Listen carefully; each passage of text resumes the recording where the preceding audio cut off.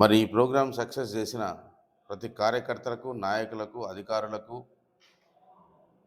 పత్రికా విలేకరులకు అందరికీ జడ్చర్ల నియోజకవర్గ కాంగ్రెస్ పార్టీ తరఫున ప్రత్యేక అభినందనలు మరియు కృతజ్ఞతలు తెలియజేస్తున్నాం. మరి ఎన్నోసార్లు ముఖ్యమంత్రులు వస్తుంటారు, పోతుంటారు.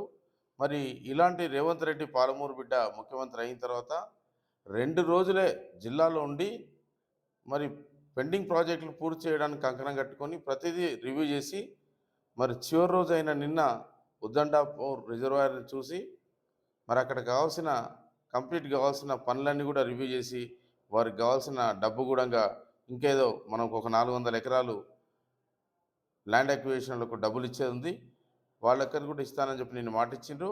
అంతేకాకుండా మరి వచ్చే నెలలో ఆయన రాజకీయ జీవితం ప్రారంభం చేసి 20 సంవత్సరాలు అవుతున్న సందర్భంగా వచ్చే నెల వచ్చి మరి అనేక అభివృద్ధి సంక్షేమ కార్యక్రమాలకు జడ్చర్ల నియోజకవర్గ కార్యక్రమాలకు కూడా శంకుస్థానం ఇవ్వబోతున్నారు.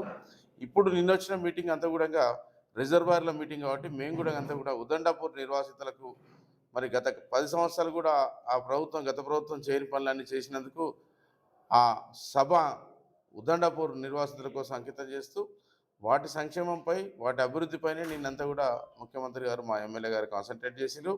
దాని తర్వాత మరి రాబోయే కాలానికి మా ఎమ్మెల్యే గారు ముఖ్యమంత్రి గారి దగ్గర మరి కాలువలు తీసుకురావడానికి కూడా ఉద్దండాపూర్ నుంచి రిజర్వాయర్ నుంచి కూడా వాటికి కూడా మరి డిపిఆర్ అవన్నీ ప్లాన్ చేస్తున్నారు. దాంతోపాటు ముఖ్యమంత్రికి ఔటర్ రింగ్ రోడ్ గురించి కూడా మళ్ళీ నిన్న ప్రత్యేకంగా నివేదించడం జరిగింది.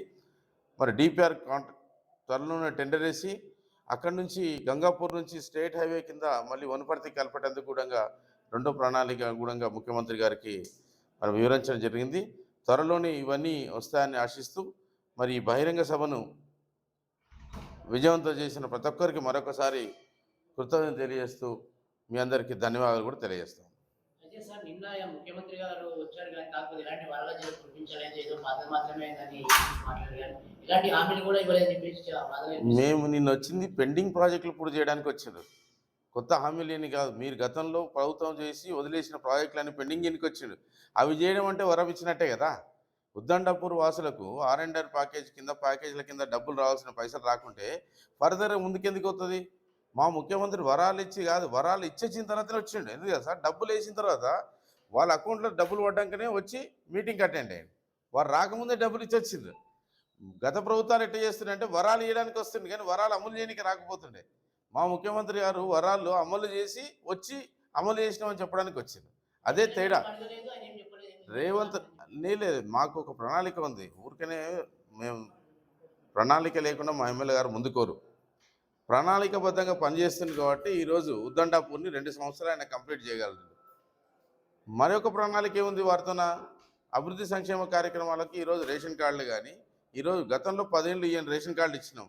ఈరోజు 3,500 నుంచి 4,500 దాకా ఇందిరమ్మ ఇల్లు కట్టించినాం. మా ముఖ్యమంత్రి గారు కూడా స్టేజ్ పరంగా చెప్పారు కదా, ఇందిరమ్మ ఇల్లు కట్టిందనే మేము ఓట్లాడతాం, వాళ్ళు ఇందిరమ్మ ఇల్లు కట్టిందనే ఓట్లాడగారని. ఒక ప్రణాళికతో పోతుంది ఈ ప్రభుత్వం. 5 సంవత్సరాల ప్రణాళికలు ఆల్రెడీ 99 రోజుల పాలన మీరు చూసిండ్రు. అదే ప్రణాళిక ముందుకు వస్తున్నాం. వరాల జల్లు ఇచ్చిపోవడానికి మా మాట అదే. వేరే ప్రతిపక్ష పార్టీ లేదంటే వరాల జల్లు ఇచ్చి లేకుంటే మాయమాటలు చెప్పే ముఖ్యమంత్రి కాదు ఈయన. నిజమైన పాలన అందిస్తున్న ముఖ్యమంత్రి, పాలమూరు బిడ్డ. అందుకనే ఈ పెండింగ్ ప్రాజెక్టులు అన్నీ కూడా రివ్యూ చేసి నిన్న ఇంకో మాట చెప్పిండి, ఇక్కడ నుంచి ఈ 1 ఇయర్లో మేము కంప్లీట్ చేసి ఇక్కడ నుంచి మళ్ళీ ల్యాండ్ అక్విజిషన్ కూడా పెట్టమన్నారు. ఎక్కడికి నెక్స్ట్ ఫర్దర్గా లక్ష్మీదేవిపల్లికి ఉదండాపూర్ నుంచి కూడా. కాబట్టి ఇవన్నీ కూడా మీకు కనిపించని ఈ పెండింగ్ పనులు చేయడం అంటేనే వరాలు ఇవ్వడమే కాకుండా పెండింగ్ పనులకు డబ్బులు రిలీజ్ చేసే ముఖ్యమంత్రిగా వస్తున్నారు. కాబట్టి అట్లాంటి సమస్య లేదు.